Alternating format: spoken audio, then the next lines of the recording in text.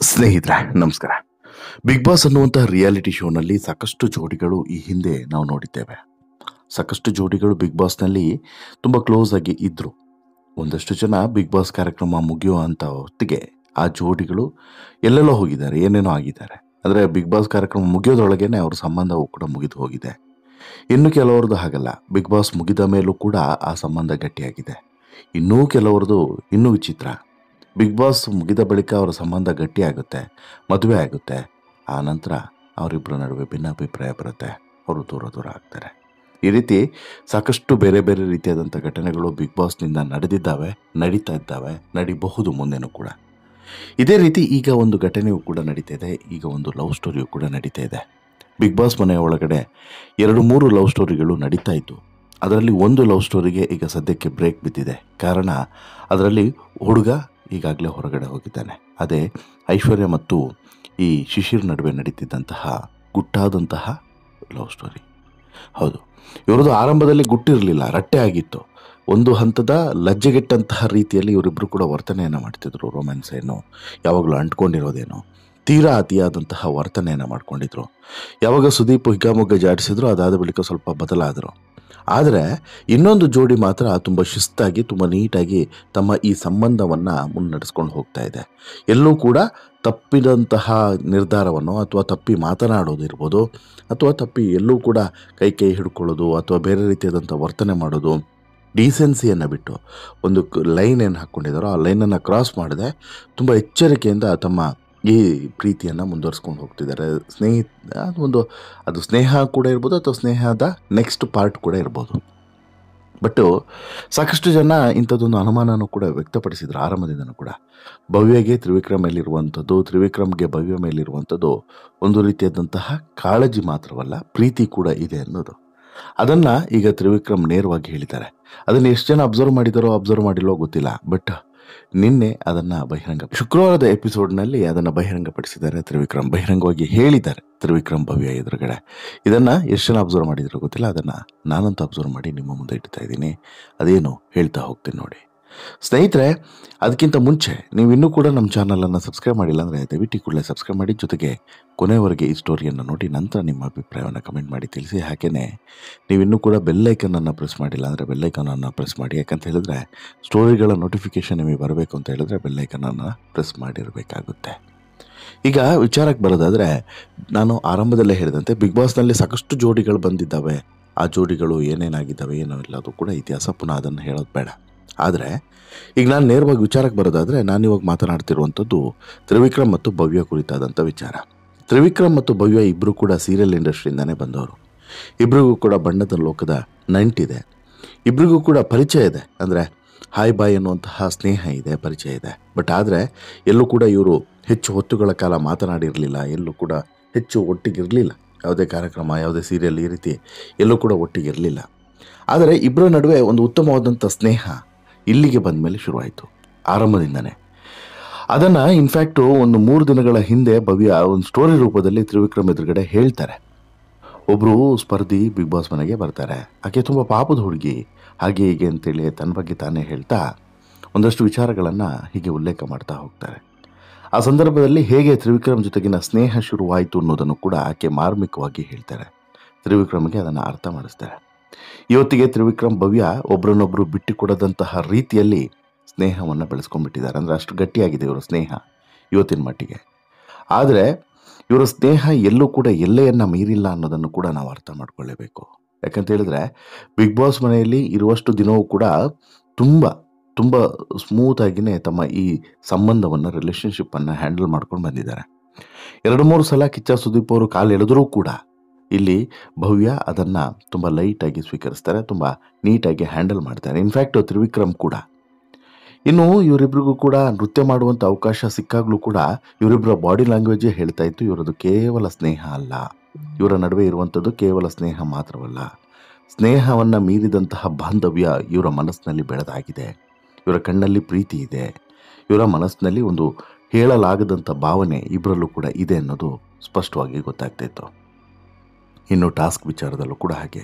ತ್ರಿವಿಕ್ರಮ್ ಭವ್ಯಳನ್ನು ಯಾವತ್ತೂ ಕೂಡ ಬಿಟ್ಕೊಟ್ಟಿರಲಿಲ್ಲ, ಭವ್ಯ ತ್ರಿವಿಕ್ರಮನ್ನು ಯಾವತ್ತೂ ಕೂಡ ಬಿಟ್ಕೊಟ್ಟಿಲ್ಲ, ಬಿಟ್ಕೊಡೋದೂ ಇಲ್ಲ. ಆದರೆ ಕೆಲವೊಂದು ವಿಚಾರದಲ್ಲಿ ಅಂದರೆ ಬೇರೆ ಬೇರೆ ಟೀಮು ಅಂತೇಳಿ ಬಂದಾಗ ಅವರ ಆಟವನ್ನು ಅವ್ರು ಆಡಿದ್ದಾರೆ, ಇವರ ಆಟವನ್ನು ಇವ್ರು ಆಡಿದ್ದಾರೆ. ಒಂದು ರೀತಿಯಲ್ಲಿ ಇವರಿಬ್ಬರು ಕೂಡ ಮೆಚ್ಯೂರ್ಡ್ ಪ್ಲೇಯರ್ಸ್ ಅಂತಲೂ ಕೂಡ ಹೇಳ್ಬೋದು, ಮೆಚ್ಯೂರ್ಡ್ ಲವ್ ಬರ್ಡ್ಸ್ ಅಂತಲೂ ಕೂಡ ಕರಿಬಹುದು. ಯಾಕೆ ಲವ್ ಬರ್ಡ್ಸ್ ಅಂತ ಹೇಳಿ ಕರಿತಿದ್ದೀನಿ ಅಂತ ಹೇಳಿದ್ರೆ, ತ್ರಿವಿಕ್ರಮ್ ಶುಕ್ರವಾರ ಬಳಸಿದಂಥ ಒಂದು ಪದದ ಕಾರಣಕ್ಕೋಸ್ಕರ. ಹೌದು, ಶುಕ್ರವಾರ ಇವರಿಬ್ಬರ ನಡುವೆ ಒಂದು ಸ್ವಲ್ಪ ವೈಮನಸ್ಸು ಸೃಷ್ಟಿಯಾಗ್ತದೆ. ಯಾಕಂತ ಹೇಳಿದ್ರೆ ಟಾಸ್ಕ್ ವಿಚಾರದಲ್ಲಿ ಶುರುವಾದಂಥ ವೈಮನಸ್ಸದು ಸ್ವಲ್ಪ ಹಾಗೆ ಇಬ್ಬರ ನಡುವೆ ಆಗಾಗ ಈ ಕೋಳಿ ಜಗಳ ಆಗ್ತಿರುತ್ತಲ್ವಾ, ಅದೇ ರೀತಿ ಇಲ್ಲೂ ಕೂಡ ಆಗುತ್ತೆ. ಇಬ್ಬರ ಮೇಲೂ ಕೂಡ ಸ್ವಲ್ಪ ಈ ಟಾಸ್ಕ್ ವಿಚಾರದಲ್ಲಿ ಸ್ವಲ್ಪ ವೈಮನಸ್ಸು ಶುರು ಆಗುತ್ತೆ. ಬಟ್ ಆದರೆ ಅದನ್ನು ತುಂಬ ನೀಟಾಗಿ ಹ್ಯಾಂಡಲ್ ಮಾಡ್ತಾರೆ. ಎಲ್ಲೂ ಕೂಡ ಇವರು ಒಬ್ರಿಗೊಬ್ರು ತಮ್ಮ ಸಿಟ್ಟನ್ನು ಹೊರಗಡೆ ಹಾಕ್ತಾರೆ ಹೊರತು ಅದನ್ನು ಮೀರಿದ ನಂತರ ಇಬ್ಬರು ಕೂಡ ಮಾತನಾಡಿ ಕಾಂಪ್ರಮೈಸ್ ಮಾಡ್ಕೊಳ್ತಾರೆ. ಬಹುಶಃ ದಿನದಲ್ಲಿ ಒಂದು 2-3 ಸಲ ಇವರಿಬ್ಬರು ಕೂಡ ಜಗಳ ಮಾಡ್ಕೊಳ್ತಾರೆ. ಜಗಳ ಅಂದರೆ ಅದೊಂಥರ ಚೆನ್ನಾಗಿರುತ್ತೆ, ಆ ಜಗಳವನ್ನು ನೋಡೋಕ್ಕೆ ಚೆನ್ನಾಗಿರುತ್ತೆ. ಸ್ವಲ್ಪ ಹೊತ್ತಿಗೆ ಅವರೇ ಚೆನ್ನಾಗಿ ಕ್ಲೋಸ್ ಆಗಿರ್ತಾರೆ, ಮತ್ತೆ ಸರಿ ಹೋಗಿರ್ತಾರೆ. ಅದೇ ಪ್ರೀತಿ ಅನ್ನೋದಲ್ವಾ.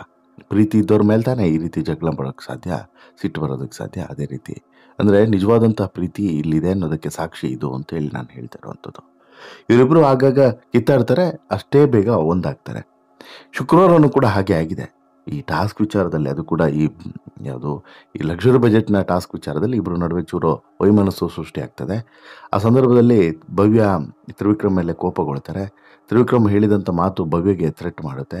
ಹೀಗೆ ಸ್ವಲ್ಪ ಆ ಕಡೆ ಈ ಕಡೆ ಆಗುತ್ತೆ. ಅದಾದ ಬಳಿಕ ತ್ರಿವಿಕ್ರಮ್ ಮತ್ತು ಭವ್ಯ ಕೂತು ಮಾತನಾಡುವಂಥ ಸಂದರ್ಭದಲ್ಲಿ ಇಬ್ಬರು ಕೂಡ ಸರಿ ಮಾಡ್ಕೊಳ್ತಾರೆ. ಅದನ್ನು ಅವರ ನಡುವೆ ಬಂದಂತಹ ಭಿನ್ನಾಭಿಪ್ರಾಯವನ್ನು ಸರಿ ಮಾಡ್ಕೊಳ್ತಾರೆ. ಈ ಸಂದರ್ಭದಲ್ಲಿ ತ್ರಿವಿಕ್ರಮ್ ಕನ್ವಿನ್ಸ್ ಮಾಡುವಂಥ ಪ್ರಯತ್ನವನ್ನು ಮಾಡ್ತಿರುವಂಥ ಸಂದರ್ಭದಲ್ಲಿ ಯಾರಿಗೆ, ಈ ಭವ್ಯಗೆ ಒಂದು ಮಾತನ್ನು ಹೇಳಿಬಿಡ್ತಾರೆ. ನೋಡು ಭವ್ಯ, ಐ ಆಲ್ವೇಸ್ ಲವ್ ಯು ಅನ್ನೋ ರೀತಿಯಲ್ಲಿ. ಅಂದರೆ ಲವ್ ಯು, ಬಟ್ ಸ್ಟಿಲ್ ಏನಾಗಿದೆ ಅಂತದನ್ನು ನಾನು ನಿನಗೆ ಅರ್ಥ ಮಾಡಿಸ್ಬೇಕು ಅಂತ ಹೇಳಿಬಿಟ್ಟು ಅಲ್ಲಿ ಏನಾಗಿದೆ, ಟಾಸ್ಕ್ ವಿಚಾರದಲ್ಲಿ ಏನಾಯಿತು, ಏನಾಗಬೇಕಾಗಿತ್ತು, ಏನು ತಪ್ಪಾಯಿತು, ಇದನ್ನು ತುಂಬ ತಾಳ್ಮೆಯಿಂದ ಭವ್ಯಗೆ ಅರ್ಥ ಮಾಡಿಸ್ತಾರೆ. ಭವ್ಯ ಕೂಡ ಅರ್ಥ ಮಾಡ್ಕೊಳ್ತಾರೆ. ತ್ರಿವಿಕ್ರಮ್ ಹೇಳಿದ್ದನ್ನು ತುಂಬ ನೀಟಾಗಿ ಅರ್ಥ ಮಾಡ್ಕೊಳ್ತಾರೆ. ಎಲ್ಲೂ ಕೂಡ ಭವ್ಯನೂ ಹಾಗೆ ತುಂಬ ಬೇರೆ ಸ್ಪರ್ಧಿಗಳ ರೀತಿಯೂ ಕೂಡ ಇಲ್ಲ. ಆಕೆ ಸ್ವಲ್ಪ ಮೆಚ್ಯೂರ್ಡ್ ಆಗಿದ್ದಾಳೆ. ಚೈಲ್ಡ್ ಥರ ಆಡಬಹುದು. ಬಟ್ ಈ ವಿಚಾರದಲ್ಲಿ, ಪ್ರೀತಿ ವಿಚಾರದಲ್ಲಿ ಮತ್ತು ಕೆಲವೊಂದಷ್ಟು ಈ ಚಟುವಟಿಕೆಗಳ ವಿಚಾರದಲ್ಲಿ ಅಥವಾ ತ್ರಿವಿಕ್ರಮ್ ಹೇಳಿದಂಥ ಮಾತನ್ನು ಕೇಳುವಂಥ ವಿಚಾರದಲ್ಲಿ ತುಂಬ ಸೀರಿಯಸ್ ಇದ್ದಾಳೆ. ಆ ವಿಚಾರದಲ್ಲಿ ಎರಡನೇ ಮಾತೇ ಇಲ್ಲ. ಬಟ್ ಕೆಲವೊಂದು ರಿಯಾಕ್ಷನ್ಗಳು ತುಂಬ ಚೈಲ್ಡ್ ಥರ ಅನಿಸಿದ್ರು ಕೂಡ ಏನೂ ಮಾಡಲಿಕ್ಕಾಗಲ್ಲ. ಬಟ್ ಆದರೆ ಈ ತ್ರಿವಿಕ್ರಮ್ ಮತ್ತು ಭವ್ಯ ನಡುವೆ ಒಂದು ಒಳ್ಳೆ ಬಾಂಡಿಂಗ್ ಇದೆ ಅನ್ನೋದಕ್ಕೆ ಸಾಕ್ಷಿ ಈ ಘಟನೆಗಳು. ಏನೇ ಆದರೂ ಕೂಡ ಈಗ ಭವ್ಯ ತ್ರಿವಿಕ್ರಮ್ ಎಷ್ಟೇ ಕಿತ್ತಾಡಿದ್ರು, ಜಗಳ ಮಾಡಿದ್ರು, ಏನೇ ಮಾಡಿದ್ರು ಕೂಡ ಎಂಡ್ ಆಫ್ ದಿ ಡೇಗೆ ಇವರಿಬ್ಬರು ಕೂಡ ತುಂಬ ಸುಂದರವಾಗಿ ತಮ್ಮ ಸ್ನೇಹವನ್ನು ಮುಗಿಸಿಕೊಳ್ಳೋದು. ಮಲಗೋ ಸಂದರ್ಭದಲ್ಲಿ ಇಬ್ಬರು ಕೂಡ ಪರಸ್ಪರ ವಿಶ್ ಮಾಡಿಕೊಂಡು, ಆಮೇಲೆ ಏನೇ ಆದರೂ ಕೂಡ ಎಷ್ಟೇ ಬ್ಯುಸಿ ಇದ್ರೂ ಕೂಡ ಹೋಗಿ ವಿಶ್ ಮಾಡಿ ಮಾತಾಡಿಸಿ ಬರುವಂಥದ್ದು ಬೆಳಿಗ್ಗೆ ಎದ್ದ ತಕ್ಷಣ.